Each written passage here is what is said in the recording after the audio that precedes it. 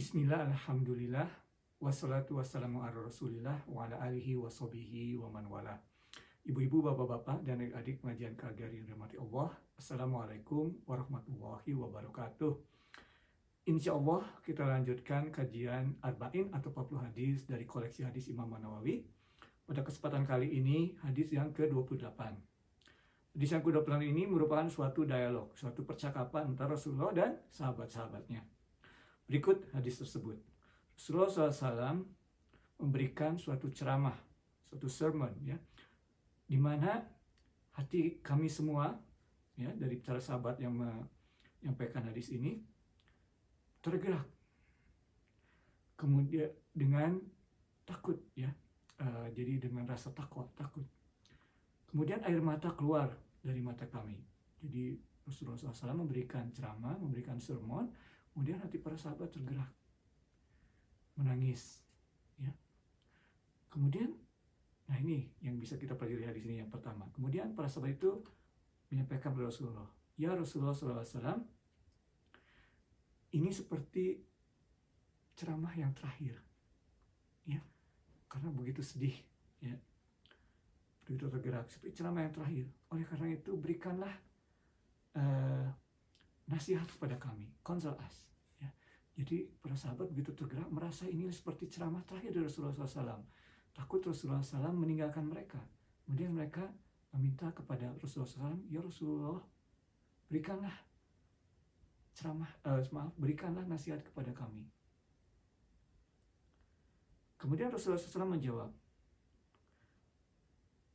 aku berpesan kepada kalian untuk bertakwa kepada Allah Azza wa Jalla, kemudian taat kepada pemimpinmu, walaupun pemimpinmu itu adalah seorang budak. Nah ini terjadi, ya. Mungkin ibu-ibu, bapak-bapak, dan listener pernah mendengar istilah mamluk, ya. Jadi Malik itu rajanya, mamluk itu budaknya. Tapi ada dinasti mamluk seperti yang berkuasa di Mesir, ya, itu adalah berasal dari budak. Mamluk itu budaknya, ya. Tapi menjadi pemimpin, ya. Jadi disinilah salah satu mukjizat dari Rasulullah SAW, bisa meramalkan apa yang akan terjadi di masa datang, ya, diberikan wahyu oleh Allah. Jadi taat kepada pemimpinmu walaupun pemimpin itu seorang budak. Kemudian Rasulullah SAW melanjutkan, sesungguhnya di antara kamu yang hidup dengan hidup umurnya panjang akan melihat banyak hal yang kontroversial. Jadi banyak kontroversi yang akan kamu lihat. Tentunya ini juga pada kita, ya, yang hidup jauh setelah masa Rasulullah, 1400 sekian tahun, ya, setelah Rasulullah. Banyak sekali kontroversi. Oleh karena itu, pesan Rasulullah dalam hal ini, kalian semua harus berpegang kepada sunnah Rasulullah SAW. Ya. Peganglah atau taatlah kepada sunnahku, ya. Dan juga sunnah dari Khulafa Rasyidin, ya. Dan berpeganglah kepada mereka dengan erat, ya. Kalau dilihat dari bahasa Arabnya di sini itu berpeganglah dengan gigi gerahammu, ya. Jadi erat sekali. Dan nah ini hadis hadis yang juga terkenal, ya, di hadis ini, ya. Tapi biasanya disebutkan yang terakhirnya ini. Hati-hati dengan suatu hal-hal yang baru. Karena hal-hal yang baru itu, ya, adalah satu inovasi. Dan setiap inovasi itu sesat. Dan setiap yang sesat itu ada di neraka. Ya, mungkin ini ibu-ibu, bapak-bapak, dan adik-adik sekalian pernah mendengar di ceramah Jumat, ya, bid'ah, ya, inovasi. Nah, tentunya ini adalah statement general dari Rasulullah SAW, dan inilah salah satu bukti bahwa hadis itu tidak bisa dilihat satu persatu, harus dilihat secara keseluruhan, dan harus belajar kepada ulama yang mengerti tentang hadis, ya. Karena dalam hadis lain Rasulullah SAW menambahkan mengenai bid'ah atau inovasi ini. Jadi tidak semua bid'ah itu tersesat. Jadi kita harus melihat apa sebenarnya yang dimaksud Rasulullah SAW bid'ah dalam hadis ini.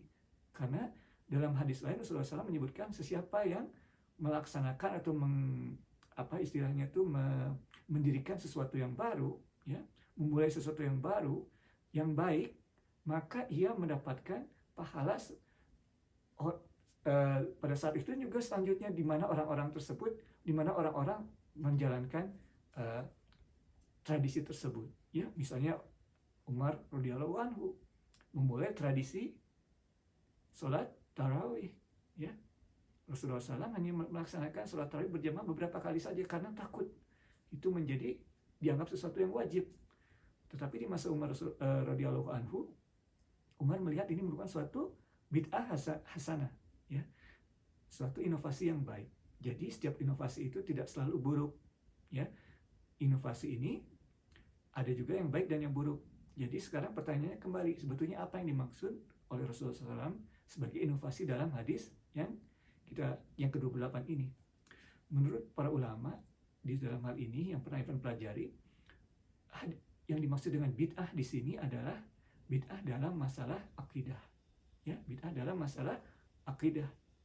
Jadi misalnya kita, alhamdulillah, agama Islam ini terjaga, ya, karena walaupun ada sedikit sektarian, tetapi semuanya berpegang kepada Allah Subhanahu wa Ta'ala yang satu dan Rasulullah SAW.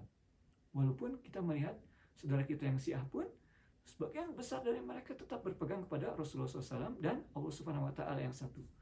Mungkin sebagian dari mereka, kecil dari mereka, berpegang atau kuat dari masalah Imam Ali misalnya, tetapi secara umum berpegang kepada Allah Subhanahu wa Ta'ala dan Rasulullah SAW.